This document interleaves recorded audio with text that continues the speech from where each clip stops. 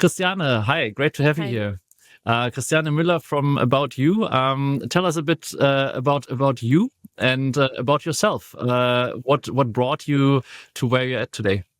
Yes, I've started with the company 5 years ago, more than 5 years ago.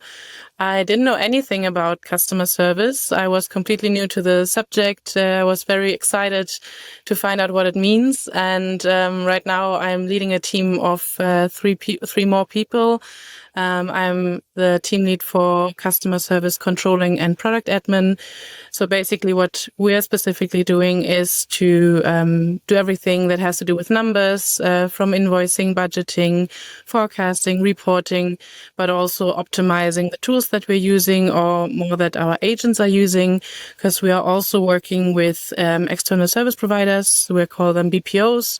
And so we have to make sure that they can work and that the work they do fits into our quality estimations and that the performance is up to the norm that we want our customers to experience when they interact with us as About You, as the brand. So behind every customer interaction, there's somewhere Christiane and your team probably. You'll know if it went well or if it didn't. Yes. And you'll help make it better because tech is probably a key part of that.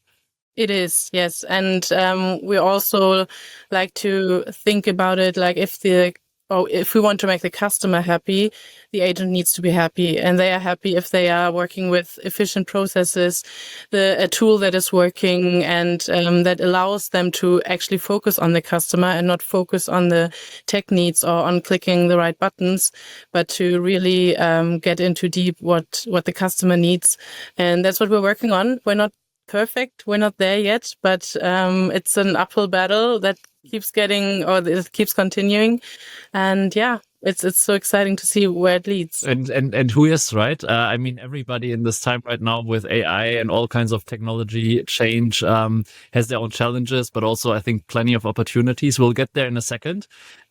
Before we get there, maybe just tell us a bit more about you, because not everyone that's listening to this podcast might have the same challenges as you, but I think it's interesting to learn from, I guess, the complexity that you're dealing with every day. Like, what's complexity of service at About You?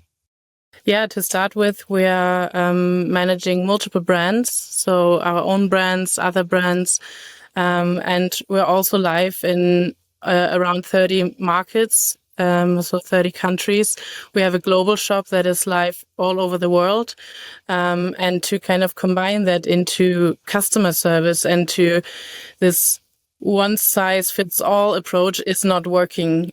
So we need to make sure that we have a solution for everything, basically. And how we do it is we support each market in their local language. So that also means we need to have multiple BPOs that handle all these incoming requests, that can speak the language, and that also have the knowledge, or we need to teach them the knowledge that they need to help our customers in the end. And that, of course, as fast as possible, because customers don't want to wait days or weeks until we figure out what's wrong with their order or how they can change something in their account. That's very exciting. I think it sounds like a lot of complexity, a lot to handle. In the end, seeing all the numbers, bringing this down to one number, and then a ton of change probably to make this better. We'll jump into this in a second. Before we do that, we'll play a round of Cards Against Complexity, right? That's the title of the podcast, so we should do that as well. I'll just share my screen. It's right here. And the way this works for everyone who's listening in for the first time, Cards Against Complexity, similar to Cards Against Humanity, we'll have one card where there's a sentence that has a gap. And we'll fill that gap with one of the three cards on the right. They might not be perfect, but you have to choose one. So we'll get started. Your marketing team launches a no questions asked warranty. They didn't ask you about this. No questions asked. But you have to fulfill it now. So now you have to refund an order because the one size fits all hoodies didn't really fit their golden retriever. The Gore-Tex jacket wasn't waterproof enough for their scuba diving trip. Or the Adidas Samba didn't help them win the freestyle Samba competition. I really like the one size fits all hoodie doesn't fit their golden retriever. I think customers are often very creative when it gets to their requests and what else they need and how we might be involved in their daily life. So the golden retriever that really wasn't meant to, well, fit in there, you'll have to refund. I mean, marketing sometimes has a great way to sell it. We have a brand and an image to lose and a customer to win. So we say yes, we refund the order for the golden retriever. I definitely want to get a photo though in exchange for letting them get that refund. Yeah. So that's one of the examples, and this must happen gazillion times for you every single day, every week, every month, every year. You said about 30 countries, different kinds of languages, a huge portfolio of products, even different brands. Where to start? I mean, that's like you have the analytics of all of this.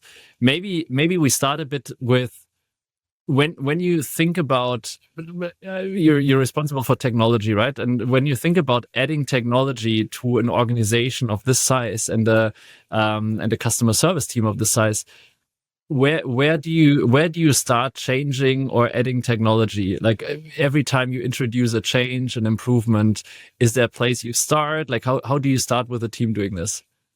That's a good question. I mean, it always depends on the situation, of course. But at About You, we also like to just move forward with things and don't conceptualize like years and years. And then in the end, it's not really up to date anymore. So we are also a fan of just doing it, trying it out and see what happens. And making mistakes is allowed as long as you're also able to fix the mistakes and own up to it. But for example, we implemented AI, the usage of AI in our CRM tool this year. And at first we did a test trial or a trial run with 2 groups or 2 teams from our BPOs.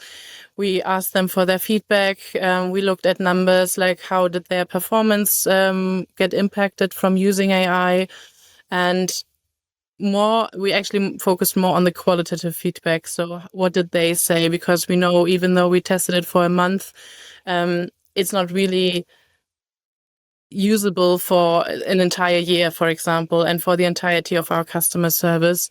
But we listened to them and we said, okay, what do you need? What can we provide? Where can we help? Where can we improve either the tool or the handling?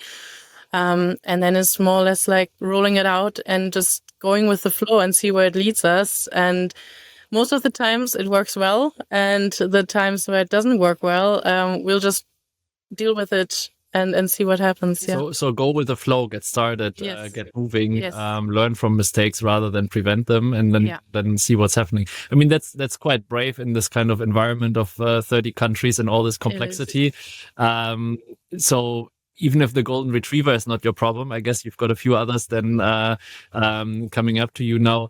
Let's say you've started, right? You've got an existing tech stack, you've got an existing set of BPOs, you've looked at your numbers, and then you want to identify where you focus your attention next. How do you do that? Like, how do you think about prioritizing improvements? Because you must have too many improvements to go after. Yeah. And too many KPIs changing all the time. So it's hard to, out of all that noise, to know where to start. Like, how do you prioritize where to start or where to focus yourself, your team? Yeah, that's also a good question, because priorities basically change on a daily basis, and things that we wanted to do last week might not be up to date anymore this week.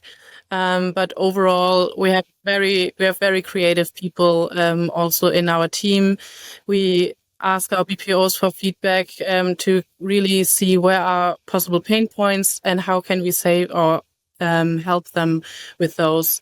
And some things are quick wins, and then they might not be the highest priority. They might not be a high effort, but then we can just implement them and see or give them something. And other things are much bigger and we need more time to prepare. We need more time to train the agents. But in the end, we always try to evaluate, does it bring value to the customer, to the agents, and then also to us? And then we're just trying to see what's the most important of all of these projects and all of these ideas that we have. And yeah, we are an operational business, so that's always the priority, to make sure that that's up and running. and everything we can add to that is an added bonus. And we want to try to create the highest added value in that. And so adding value for teams like yours, like let's say you get all those quick wins through, you started with the right systems, now you've got something in place. How do you improve on it? That's also great about having business partners, not only the BPOs, but also the business partners in our tools that we're using. They always improve their product, and we catch up with that, or we just see what's possible on the market and what do we want. I always feel like it's a puzzle, or it's like building blocks, and you just need to find the right pieces for your project or for your setup. Not everything will fit, but you need to make sure that those things you want to add fit, and you need to see where and how they fit. So get the right partners on board and then work with them. And well, the reality of like just getting started, things won't work, but at some point they will, with the right partners on board and going after the first quick wins and then bigger ones. Very interesting. And now you've been in customer service for quite some time, right? And it's a lot. Like what keeps you there? Like what keeps you excited every day, every week, to still do this? And I think everybody can relate that when I say still do this, because we all go through all kinds of customer complaints, transformations that are sometimes actually hard. Yeah. But I think that's also probably the nice thing about it. It's like no day is like the other, and it's not a 9 to 5. Like sometimes, especially with our peak season, Black Friday coming up, we had times where we sat there until 11 p.m. just trying to fix things. We had to sit there on the weekends. And of course, it's not always fun to sit there on a Saturday and be like, oh, I need to fix the triggers that I just deleted. But in the end, it's not boring. It's not getting boring. And there's always new ideas, always new technology to use. And I'm not quite done yet. I feel like there's still things I want to discover and still things I want to see through. And that's what keeps it exciting, I guess. Yeah. And that's exciting. I mean, this kind of excitement you find often in the early years in the career, right? Or in somebody, I mean, if somebody's starting out now in their customer service career, like what would you tell them? Like, what kind of opportunity should they look for, and why choose customer service if they're thinking about it? I think customer service is very underrated. I didn't know what to expect, and I didn't know how complex it will be.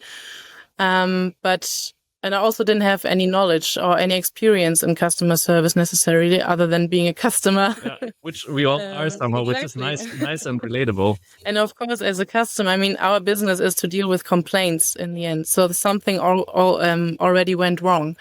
And we need to make sure to kind of turn that experience into something good, or into something positive, at least, so that the customer is happy in the end. And it's okay to have things that are not working, and you will always find things that are not working. You will always find things that you would do differently. But to then see, okay, but what is it that we can improve, and where do we have quick wins? Where do we can improve something immediately? Yeah. And where do we might to look at something on a larger scale, but then also looking back and saying, okay, what have we already achieved? And I think that's also something that we forget to do sometimes, because especially in customer service, we are operational, we are moving fast. And then just looking back and being like, okay, we didn't have that a year ago, and now we have something like AI, or something like a different process, a different handling in place, and that's actually working. And that's also a nice feeling, but you usually don't have the time to appreciate that. No. So appreciate the small and the big wins, and appreciate the excitement and that comes from actually new technology, but also lots of change, lots of new challenges. Ideally, appreciate the people that go through all these changes with you. Yeah. Be it the agents, be it the BPOs, the overheads, the team, but also about you as a company. Of course, we are supported from different sides. And as I said, sometimes things go wrong, but it's not just finger pointing and blaming each other afterwards, but seeing it through and being like, okay, what can we do to fix this? it's in the end about the people with the right technology. And I think a lot of excitement that I just got from this conversation about working in customer service, potentially at About You, potentially in other teams. I think there's a lot listeners can take away from this for their own careers, but also their own teams. Thank you so much for being here. Very much enjoyed the conversation. About the complexity about you, about technology to somehow handle that complexity or get closer to it. And I think a realistic view at you just have to get started, get through it, work through it, be brave, and then in the end appreciate what you really achieved. All the best for you and your team About You. And thanks so much for taking the time for the conversation today. Thank you for the invitation.